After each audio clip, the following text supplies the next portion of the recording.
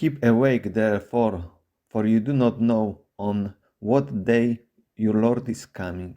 But understand this: if the owner of the house had known in what part of the night the thief was coming, he would have stayed awake and would have not let his house be broken into. Therefore, you also must be ready, for the Son of Man is coming at an unexpected hour. Good morning. Welcome to a short biblical reflection, the Gospel reading from the Gospel according to Matthew chapter 24, verses 36 up to 44. It is about being vigilant for the coming of the Lord. The Gospel reading for the first Sunday of Advent, year A. In the lectionary, this Gospel reading begins from verse 37, but it should be read together already with verse 36. But about that day and hour no one knows, neither the angels of heaven nor the Son, but only the Father. And then from verse 37, for as the days of Noah were, so will be the coming of the Son of Man. For as in those days before the flood they were eating and drinking, marrying and giving in marriage, until the day Noah entered the ark. And they knew nothing until the flood came and swept them all away. So too will be the coming of the Son of Man. Then two will be in the field, one will be taken and the other will be left. Two women will be grinding meal together, one will be taken and the one will be left. This Gospel reading is a part of a longer eschatological speech of Jesus. We could start from the beginning of chapter 24, where Jesus makes reference to the destruction of the temple, and then 3 times he gives warning against false prophets and false messiahs.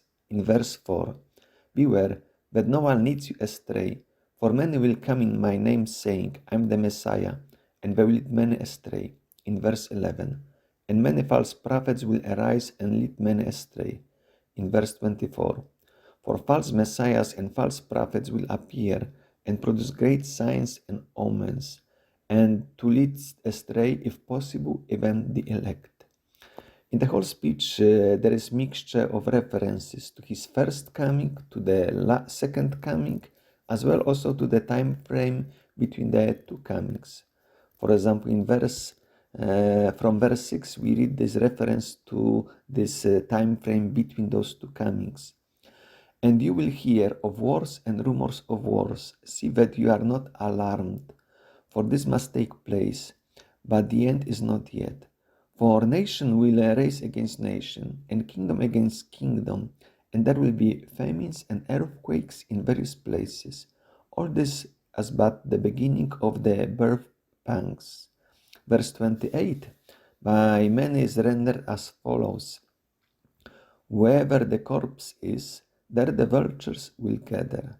Translated in such a way, we do not understand the image which is included here, but translating it more literally, we get the following meaning. Where the corpse is, there the eagles will be gathered. The eagles refers to the Roman emblems on which the eagles were placed. So where the Roman emblems, the eagles will be, and the dead body of Jesus. So this is the direct reference to Jesus' death. And after that, Jesus talks about his second coming. From verse 29, immediately after the suffering of those days, the sun will be darkened, and the moon will not give its light. The stars will fall from heaven, and the powers of heaven will be shaken. Then the sign of the Son of Man will appear in heaven, and then all the tribes of the earth will mourn, and they will see the Son of Man coming on the clouds of heaven with power and great glory. And he will send out his angels with a loud trumpet call, and they will gather his elect from the four winds, from one end of heaven to the other. But apart of those references to his first coming, second coming, as well also the time frame between, which is also quite difficult, number of those images apply directly because those images are very vague, very general. The stress is rather more on what I highlight in green. In verse 13, but the one who endures to the end will be saved. And this good news of the kingdom will be proclaimed throughout the world as a testimony to all the nations, and then the end will come.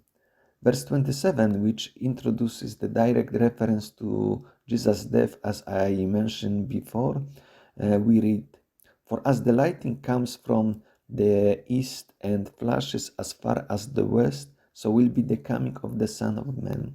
Such statement of the speedy way as well also something that is difficult to notice. It has a reference to what is mentioned in the Gospel of today, the situation of Noah. People were busy with daily things, with daily matters, so they even could not notice that the flood was coming. As well also in this case, reference is that the Jesus' death was not noticed by many people. They were busy with daily activities. And the last reference in verse 34, this generation will not pass away until all these things have taken place.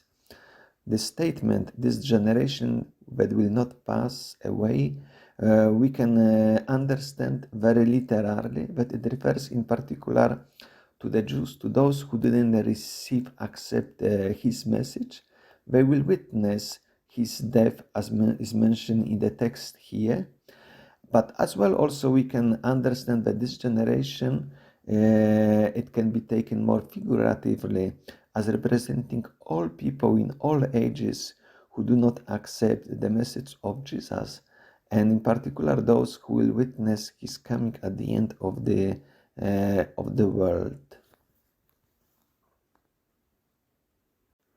What we have in our Gospel reading, we find it in two different places in the Gospel according to Luke.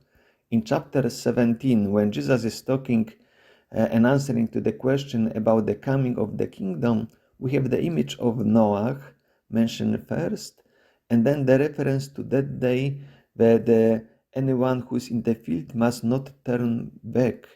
And it concludes with reference to his death. We have the same expression in this translation which I'm using.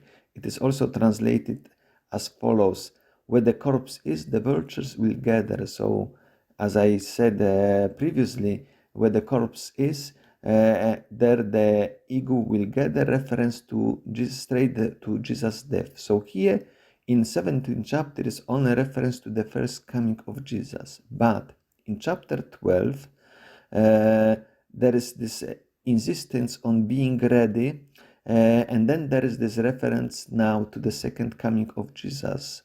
Be dressed for action and have your lamps lit.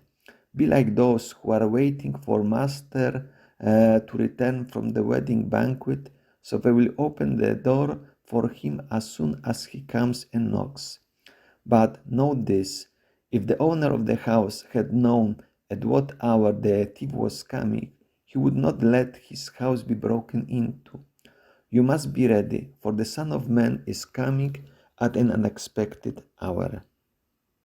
Seeing the literal context as well, also comparing with Luke's Gospel, we could say that the first part reference to Noah can be understood either as to the first coming of Jesus, in particular the death which is mentioned before in Matthew's Gospel, but also to his second coming at the end of the world. While the concluding statement, of course, it is the reference to the coming at the end of the world, but the stress is not just on the fact that he's coming, but to be ready. Keep awake, therefore, for you do not know on what day your Lord is coming. Therefore, you also must be ready, for the Son of Man is coming in an unexpected hour. I would like to wish you a nice day, a nice reflection on this Gospel reading. God bless you.